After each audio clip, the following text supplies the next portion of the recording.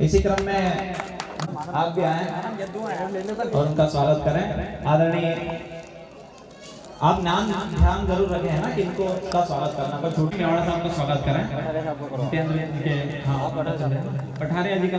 इसी क्रम में चाहता हूँ कि वे भी आ जाएं, हमारे मदर उपस्थित हैं, उनका स्वागत करें। हाँ इसी क्रम में मैं राहुल आदरणीय दादी से आग्रह करता हूँ कि वे आए और हमारी भाजी का स्वागत करें। आदरणीय साउंड सिस्टम देखते हैं कई वर्षों से, मेरी तो उन्होंने लीजिए सर। आदरणीय राजेश जी, अच्छा वो भी बैठे हुए हैं। हाँ आदरणीय से इंस्पायर में एक बार जोरदार तालियां उनके लिए भी। एक एक करके आते हैं स्टेज के ऊपर, है ना, थोड़ा सा जल्दीबाजी कर लें आप। श्याम सेवा समिति के जितने भी लोग हैं, आप 15-20 लोग यहाँ खड़े हो जाए साइड में। नहीं कोई दिक्कत नहीं। श्याम सेवा समिति के क्रमशः में जितेंद्र जी मालवी, मान सिंह जी मालवी अगर उनके पिताश्री यहाँ पर उपस्थित है तो मैं उनसे आग्रह करता हूँ कि आप आ जाएं। हाँ राम भरोस भैया भी अगर उपस्थित है, संतोष भैया है। मैं संतोष भैया अगर ना हो तो मैं और रेलवे में हमारे संतोष भैया हैं। अगर अर्जुन मेवाड़ा पुलिस जो है आदरणीय भगवत सिंह जी मेवाड़ा साहब उपस्थित हो तो वह मंच पर आ जाएं। एक नाम तो ये छूट रहा है। साथ में इसी क्रम में मुकेश मेवाड़ा विक्रम सिंह जी खेड़ी नगर वाले, अगर उनके परिवार से कोई आ गए हो तो वे मंच पर आ जाएं। चलिए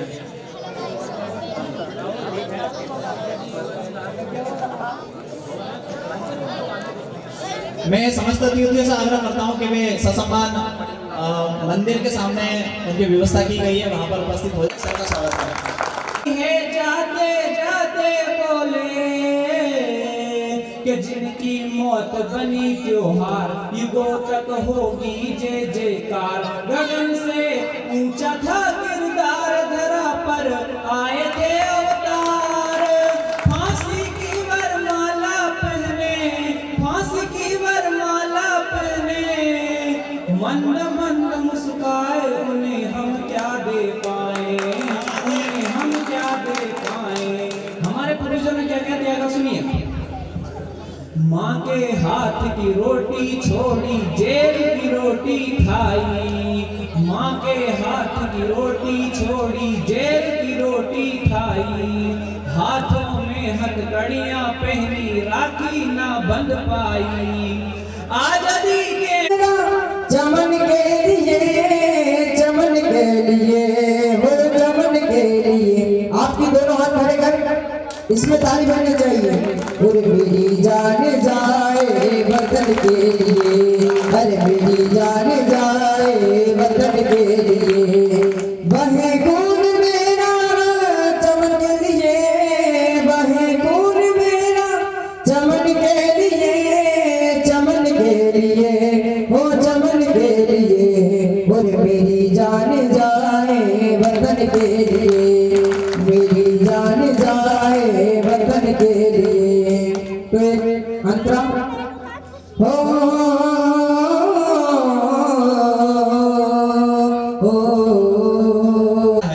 और हर घर से कहीं ना कहीं कोई ना कोई आर्मी में है। पुलिस में 8 जवान हमारे यहाँ से, एक बार जोरदार परिवारों के लिए। साथ ही 6 परिवार ऐसे हैं जिसमें रेलवे पुलिस फोर्स में भी हमारे यहाँ से और एक बालिका भी है। बड़ी महत्वपूर्ण सूचना आप लोगों के लिए, तो एक बार जोरदार उन परिवारों के लिए भी। और उन्हीं के सम्मान में आज हमने इस संध्या का आयोजन किया है। आइए इस कवि सम्मेलन को प्रारंभ करें। उसके पहले सर्वप्रथम में जो है हमारे कवियों का परिचय करवा दें, क्योंकि लगभग 1 महीने से टेम्पलेट घूम रहा है। बेटा आवाज नहीं करेंगे मेरे को, मैं स्कूल में पढ़ाता भी और मारता भी, है ना, चुपचाप बेटा थोड़ा। तो हमारे बीच में अतिथिगण उपस्थित हुए हैं और हमने लगभग 4 वर्षों से ये कवि सम्मेलन का आयोजन चल रहा है समस्त लोगों के सहयोग से। और हमने प्रथम बार हर साल ये सोचते हैं कि किसी एक वरिष्ठ कवि को हम यहाँ से रानी बड़ौद का साहित्यिक सम्मान दें। और इस क्रम में सबसे पहले हम सभी कवियों ने, जो हमारी टीम थी और पूरे रानी बड़ौद के लोगों से मैंने सबसे जानकारी निकाली। और सर्वप्रथम जो सम्मान के हकदार हैं वे हमारे बीच में आदरणीय मेरे प्रथम गुरु, प्रथम तो माँ है लेकिन द्वितीय गुरु साहित्य के क्षेत्र में अगर मैं माना जाऊं, 9वीं 10वीं क्लास से लेकर के उनके पास अपनी कॉपियां चेक करवाता था कि गुरुजी मैंने सही लिखा है कि गलत लिखा है, तो वो मुझे करेक्ट करवाते थे। ऐसे गुरुदेव आदरणीय राम जी मनाओ, जोरदार ताली से स्वागत कीजिए उनका। हिलाई कला से पूरी दुनिया में घूमते हैं। आदरणीय राम जी मनावत हमारे बीच में उपस्थित है, वरिष्ठ अभियंतार है और कई न्यूज चैनलों के माध्यम से आपने उनको सुना होगा। आज हमारे बीच में आज के समारोह की अध्यक्षता कर रहे हैं, तो जोरदार तालियां और इनके स्वागत के लिए मैं जो कि हमारे गांव के कुछ युवाओं के द्वारा शील्ड प्रदान की जा रही थी, तो इसी क्रम में हमारे कवियों के सम्मान के लिए हमारे आदरणीय श्री विक्रम जी राठौर साहब यहाँ पर उपस्थित है। मैं उन्हें आमंत्रित करता हूँ कि उनकी तरफ से लिफाफा, और मैं श्री जी राठौर साहब से भी आग्रह करता हूँ कि वे भी आ जाएं मंच पर और उन्हें सम्मान शील्ड और लिफाफा प्रदान करें। एक बार जोरदार तालियां सबसे पहले हमारे आज के साहित्यिक सम्मान प्राप्त करने वाले श्री राम जी मनावत। एक बार जोरदार तालियां और समस्त कवियों से भी आग्रह करता हूँ कि आप भी अपने स्थान पर खड़े होकर के उनका सम्मान करें। जोरदार तालियां। आदरणीय जगदीश जी गुरु जी से भी मैं आग्रह करता हूँ वे भी मंच पर आ जाएं।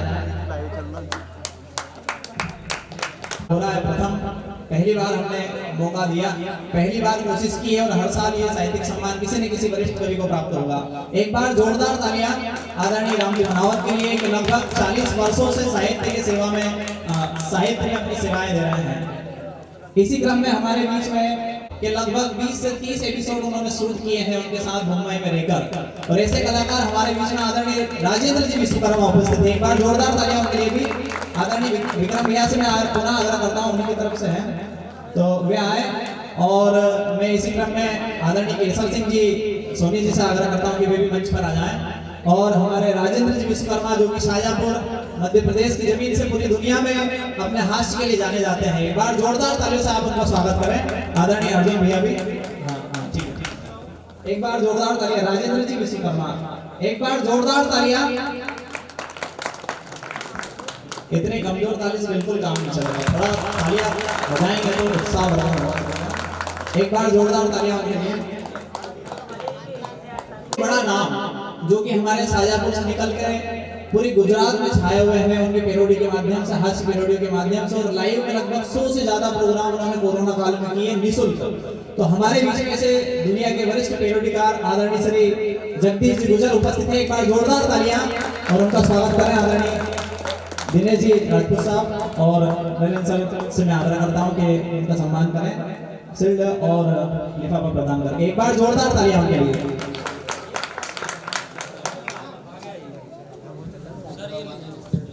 थोड़ी तालियां बजती रहें,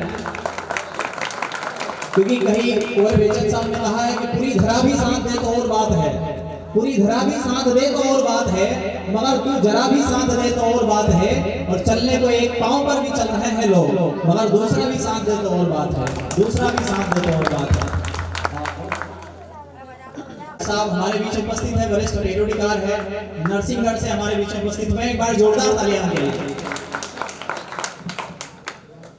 और बड़ा मजा आएगा आज, आप बिल्कुल सुने पूरा ध्यान से। और जो जितने आज उनके बहुत ही वरिष्ठ गीत जो मेरी खास फरमाइश से यहाँ पर उपस्थित हुए हैं श्री गोविंद जी दांगी इंदौर से। एक बार जोरदार तालियां गोविंद जी दांगी के लिए। आदरणीय दिनेश जी राठौर साहब से मैं आग्रह करता हूँ कि वे आए और उनका सम्मान करें। जोरदार तालियां।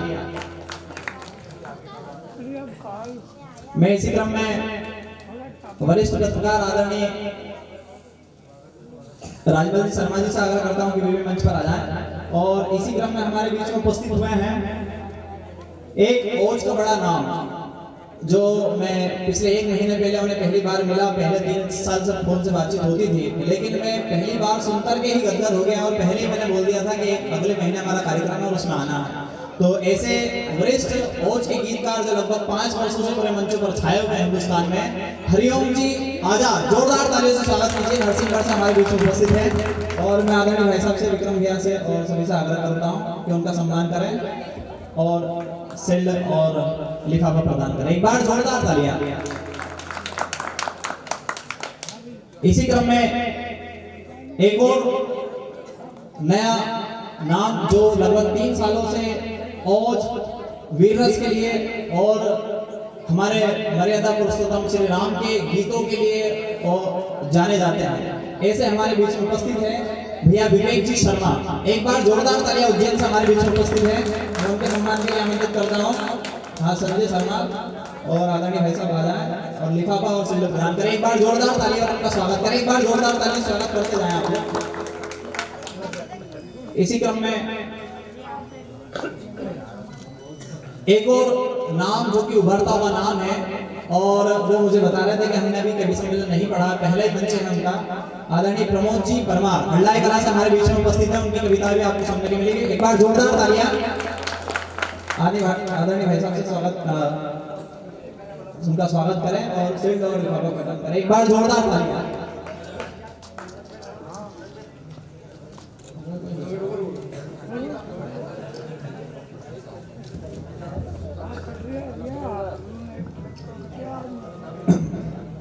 देखिए आदरणीय राम जी मनाव साहब मेरे गुरुदेव, उनका फोटो ले रहा है तो बहुत बड़ी बात होगी कहीं ना कहीं। एक बार जोरदार तालियां।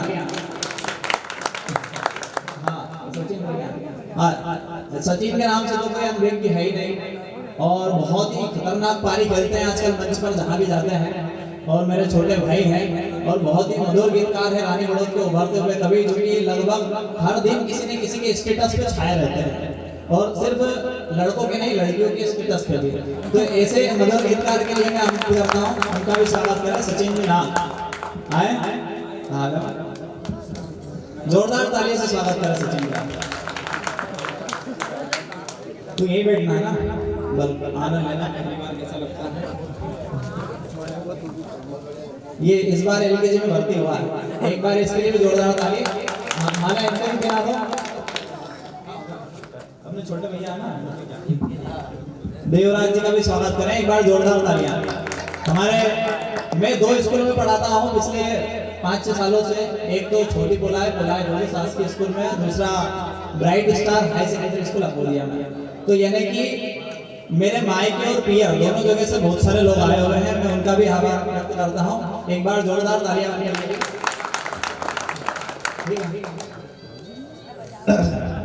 चलिए इसी क्रम में आज के इस कवि सम्मेलन को हम प्रारंभ करते हैं। और सर्वप्रथम आपको सब जानते हैं कि माँ सरस्वती की पूजन के बाद माँ सरस्वती की प्रार्थना होती है। तो सबसे पहले प्रार्थना के लिए मैं हमारे बीच में उपस्थित हूँ।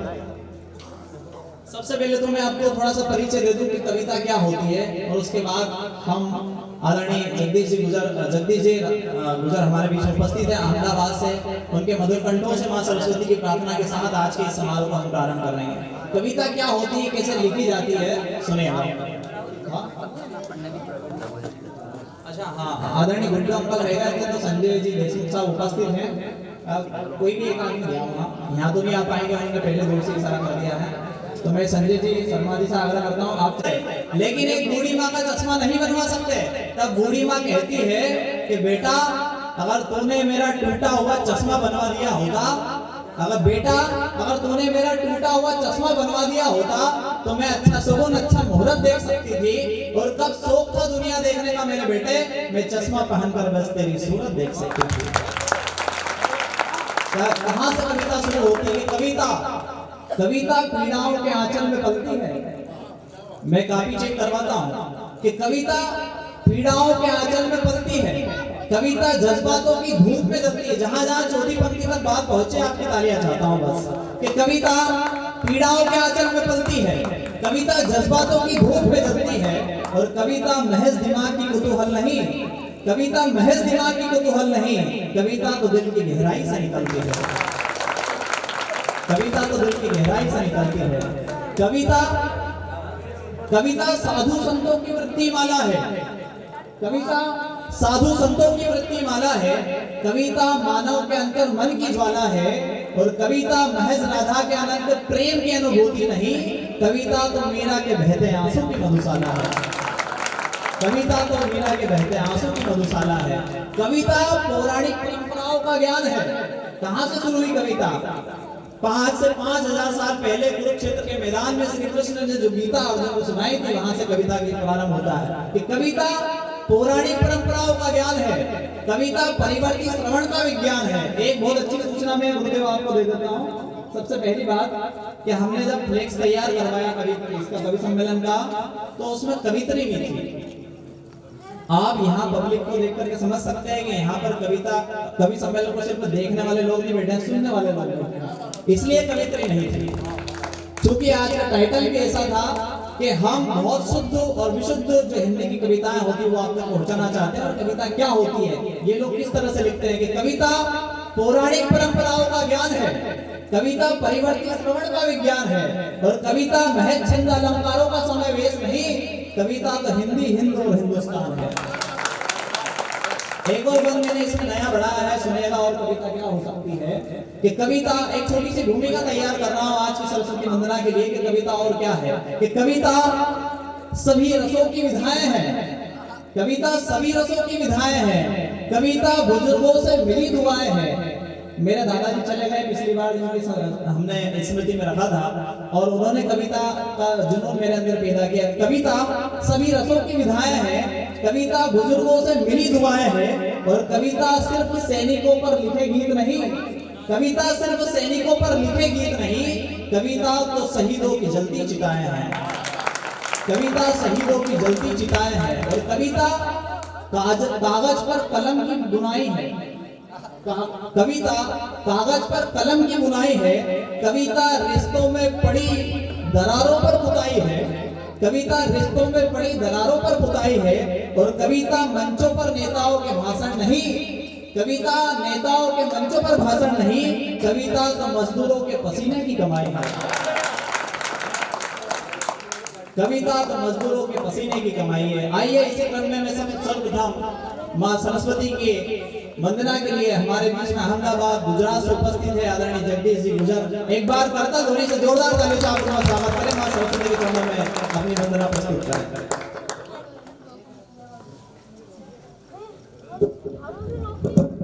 कवि होते हुए भी कवित्री नहीं बोली तो, और आयोजक भी ऐसे होना चाहिए, नहीं तो बहुत सारे आयोजक बोलते हैं ढोल ढंग के राजे हैं। इस बार ऐसा भी होता है, आयोजक ने बुला लिया चिकनी सूरत देख, आयोजक ने बुला लिया चिकनी सूरत देख, चोरी की कविता सुनी और नखरे सहे। ऐसा भी होता है साहब, कवित्रियां मौलिक भी पढ़ती है, बहुत अच्छी भी पढ़ती है, बहुत अच्छा भी लिखती है, लेकिन बहुत सारे कवि, बहुत सारे आयोजक बोलते हैं कवित्री अच्छी ढंग की होनी चाहिए, चाहे वो चोरी का सुना, तो ऐसा भी होता है। तो मैं आयोजक के सम्मान में भी एक बार जोरदार ताली सबसे बजाना चाहता हूँ। और एक और विशेष सूचना मैं दे दूं कि कवित्री नहीं होने के बावजूद भी किसी ने मेरे को बोला कि ये नहीं बोला कि कवित्री क्यों नहीं है, तो एक बार इसलिए भी जोरदार ताली होना चाहिए। और योगराज राजपूत ने बहुत अच्छा सुनाया, इस भाई के सम्मान में भी एक बार आप ताली करें। कवि और श्रोताओं के बीच में अब मेल हो जाए, सुनाए आज कुछ ऐसा कि अच्छा खेल हो जाए, हमारी कविताओं पर बजाना यारो दिल से तालियां, न करना काम तुम ऐसा कि पप्पू फेल हो जाए, न करना काम तुम ऐसा कि पप्पू फेल हो जाए। माँ की शारदा आराधना का मुझे आदेश मिला है, तो मैं सुनाता हूँ। अभी 2 दिन पहले ही लिखी है, लेकिन भाई का राहुल भाई बोले कि आपको सुनाना है, तो मैं सुनाता हूँ। कि रूप तेरा ऐसा मन को भा गया, शारदे माँ तेरी शरण में आ गया, ओ रूप तेरा ऐसा मन को भा गया, शारदे माँ तेरी शरण में आ गया, हो शारदे माँ तेरी शरण में आ गया। तू है मैया बड़ी दयालु, मुझ पे भी उपकार कर, बीच भंवर में मैं फंसा हूँ, बीच भंवर में मैं फंसा हूँ, अब तो मैया पार कर, थोड़ी सी विपदा से ही घबरा गया, शारदे माँ तेरी शरण में आ गया। हर कवि की होती इच्छा श्रोताओं का प्यार मिले, हर कवि की होती इच्छा श्रोताओं का प्यार मिले, तालियों की गड़गड़ाहट, तालियों की गड़गड़ाहट, और गले में हार मिले, मन से की भक्ति वो सब कुछ पा गया, शारदे माँ तेरी शरण में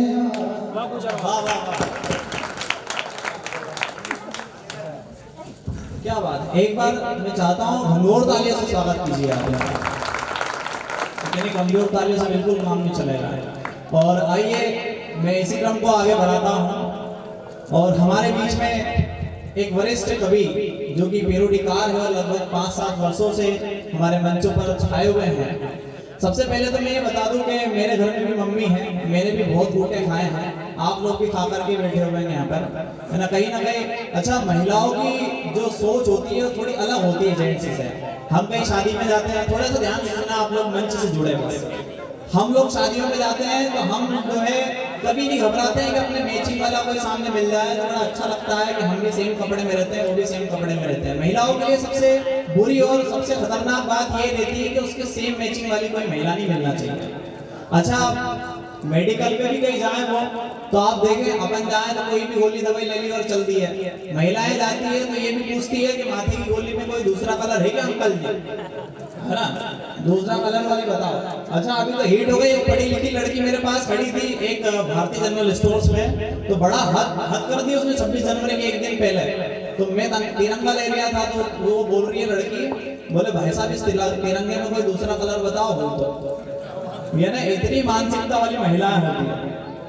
आइए इसी क्रम में, अच्छा ये तो अच्छी बात है हम लोगों के लिए, हम लड़के अक्सर पहली प्राथमिकता होती है कि लड़कियां देखने जाती है। लड़कियों को अच्छा है नहीं कि उनको मौका नहीं मिलता है कि वो लड़के देखने जाए, नहीं तो लड़के देखने भी जाए तो सबसे पहले वो यही बोले इस लड़के में कोई दूसरा पीस हो कलर में दिखाओ,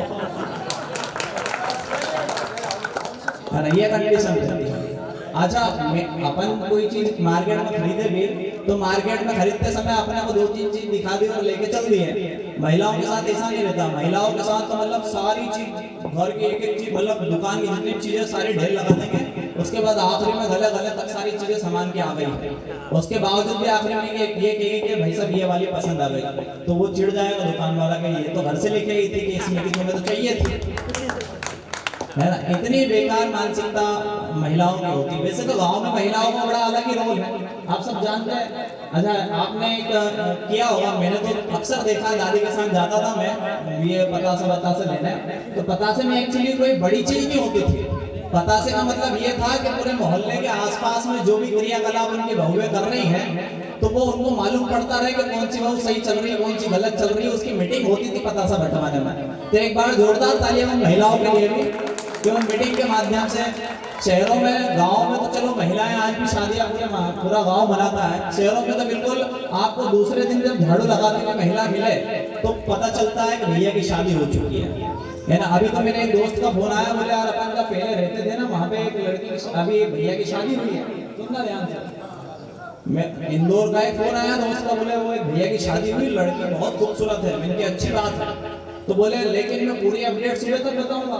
तो मैंने कहा ऐसा क्यों सुबह, बोले अभी उसने क्या मेकअप नहीं धोया, जब सुबह झाड़ू वाड़ू लगा के मेकअप धोएगी तब मालूम पड़ेगी खूबसूरत ठीक है।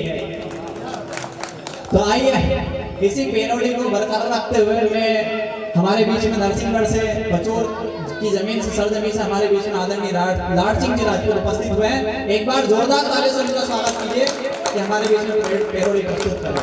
थोड़ा करता ध्वनि से स्वागत कीजिए आप।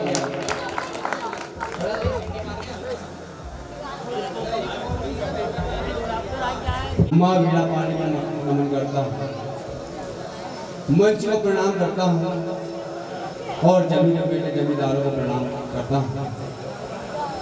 मुझे किसी की 4 पंक्ति याद आती है, माँ से मैं काव्य पाठ कर आरंभ करना चाहता हूँ। मेरे हाथों की लकीरों में वतन ए नाम लिख दो ना, कलम हो जाए सर मेरा तो हिंदुस्तान लिख दो ना। मेरे देश के वीरों तुम मुझे अमन चमन देना, लड़सी मर भी जाए तो तिरंगे का कफन देना, लड़सी मर भी जाए तो तिरंगे का। अच्छा राहुल भाई, एक बार मैंने मेरे पिताजी से बोला, पिताजी मैं आपको मेरी शादी में नहीं ले जाऊंगा। उनका दिमाग खराब हो गया, बोले क्यों नहीं ले जाएगा, मैंने कहा आप ले गए थे मेरे को। फिर एक बार मैंने मेरे पिताजी से बोला, पिताजी मेरा जन्म कब हुआ, वो बोले शनिवार के दिन। मैंने कहा ठीक है पिताजी, अगर मेरा जन्म शनिवार के दिन हुआ तो पिताजी आपका जन्म कब हुआ? वो बोले रविवार के दिन। मैंने बोला ऐसा हो ही नहीं सकता है। वो बोले क्यों नहीं हो सकता है? मैंने कहा रविवार की तो छुट्टी रहती है। लेकिन 8-10 महीने से जिस चीज से हम जूझ रहे थे वही से बात आपके चरणों में रखने की हिम्मत करता हूँ। आए हमारी जिंदगी में तुम कोरोना बन के, आए हमारी जिंदगी में तुम कोरोना बन के, हमसे ही दूर रहना हो, हमसे ही दूर रहना कोरोना बन के, आए हमारी जिंदगी में तुम कोरोना बन के। वो राजनीति में है मन को लगा ले, किसी नेता जी को तू है पटा ले, गरीबी तेरी भाग जाएगी, गरीबी तेरी भाग जाएगी। किसा चोर है दरबार यहाँ नेताओं का, कि झूठा है दरबार यहाँ नेताओं का। तुरु तुरु तुरु तुरु, कहाँ से करूँ देश खाना शुरू, तुरु तुरु तुरु तुरु, कहाँ से करूँ देश खाना शुरू।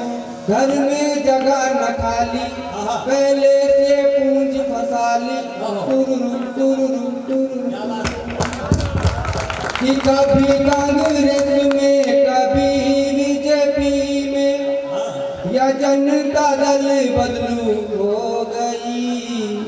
करना नेताजी माँ करना, मुझसे मारे निकल गई। गुप गुप गुप गुप गुप गुप गुप करना नेताजी माँ करना, मुझसे मारे निकल गई। ढिंचा चिका चिका ढिंचा ढिंचा चिका चिका ढिंचा। आगे राम राज चले अब जेल में चक्की की, ढिंचा चिका चिका ढिंचा। मुबारक मुबारक मुबारक हो राम रहीम, हनप्रीत तुम्हारी, सदा जल में बैठो दुआ है हमारी। बेटी के साथ तुमने ये क्या है किया, तिरंगा तेरा देख के, एक दया की देख के, दुश्मन भी हैरान हुए। तिरंगा तेरा देख के, एक दया की देख के। अच्छा भैया, एक बार मुझे की लड़की ने प्रपोज किया। अच्छा, हाँ, आज मैंने टाइम में दिया तो मैंने कहा मैं गांव का हूँ, यहाँ से राहुल भैया पेरोडी उत्पन्न होती है तो पढ़ना चाहता हूँ। थोड़ा समर्थन करें आपको। हम उससे मांडो करेगी, हम उससे मांडो करेगी, गोबर में करवाऊंगा, कंडे बिनवाऊंगा, झाड़ू लगवाऊंगा तेरी कसम। कभी तू मेरे संकेत पे चलेगी, मुझसे मानो करेगी, मुझसे मानो करेगी। हर मैया विदेशी, तेरा बेटा ये देसी, संसद में मोनी बाबा जैसा बैठे, मोदी जी की कृपा से।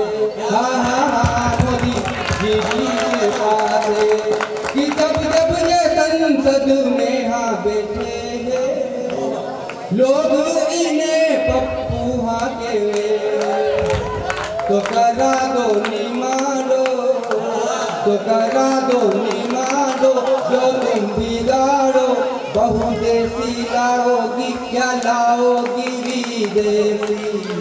घर बसेगा राम जी की कृपा से, घर बसेगा राम जी की कृपा से।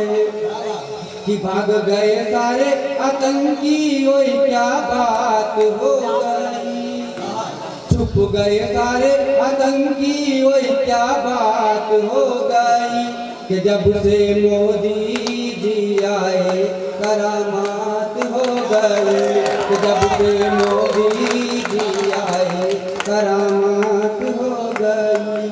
हर जन्म जन्म का साथ है कुर्सी से तुम्हारा, कुर्सी से तुम्हारा।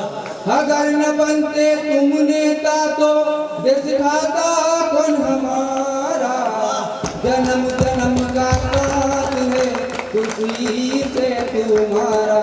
जिनको हमने जिताया वतन सभी ने खाया कि भारत माँ के दामन पे सबने दाग लगाया।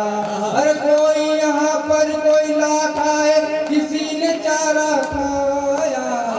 जन्म जन्म का साथ है कुर्सी से तुम्हारा। हर मिले न कुर्सी तो ये घबराए, मिले तो देश ये खाए। इन्हें क्या हो गया है, इन्हें क्या हो गया है।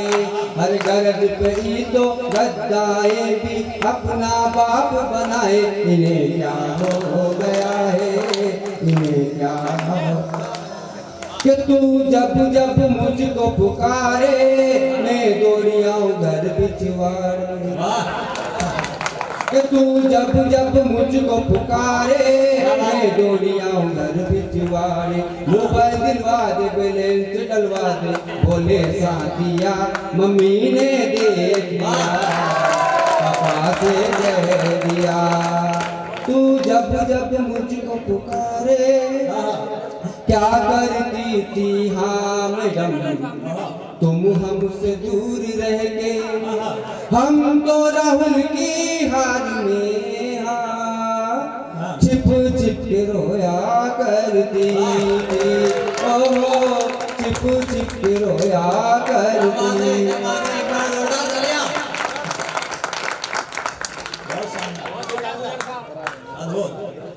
बहुत बढ़िया दर्द उजागर हो रहा आपके बीच में और आपका भी साथ है कि राहुल तो मेरा बीमार है जब से हारा वो चुनाव है। पीएम बनने को अखियां तरसी है, सरदार पे मैडम जी बरसी है। दिग्गी तेरी करामात है, जनता ने किया बुरा हाल है। काला काला मुंडा पे गोरख गोरे गो काला काला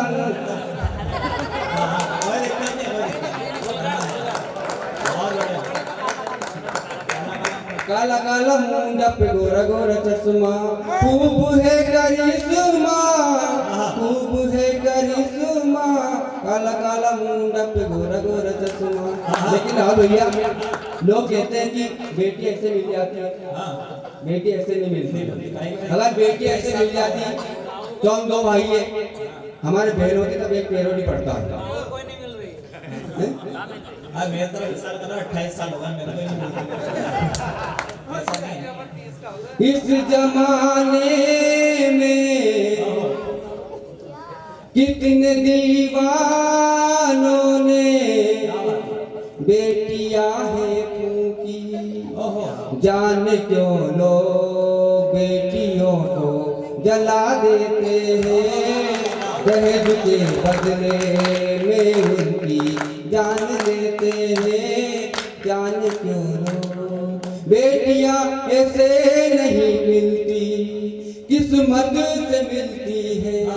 पुण्य बड़े होते हैं तब बेटियां दिखती है, तब बेटियां दिखती है। फिर घिस जाते हैं रब को मनाते हैं, तब जाके हाजी यही अंजाम होता है। पिता ही जाने माँ ही पहचाने कैसी ये रीति उन पे क्या बीती। के रंग का भंग जमा हो चकाचक सफेद की पन्नी दबाए। ऐसा करंट लगे दिया में मस्त मगन हो जाए। के छोरा सफेद की पीने वाला, के छोरा सफेद की पीने वाला, नदी नाला में गिरने वाला। फिर तो करे तू नागिन डांग बेच दे घर का पूरा रसमा के छोरा सफेद की पीले वाल नगीना जाने गिरे के छोरा सफेद की पीले वाला। जय हिंद जय भारत। क्या बात है।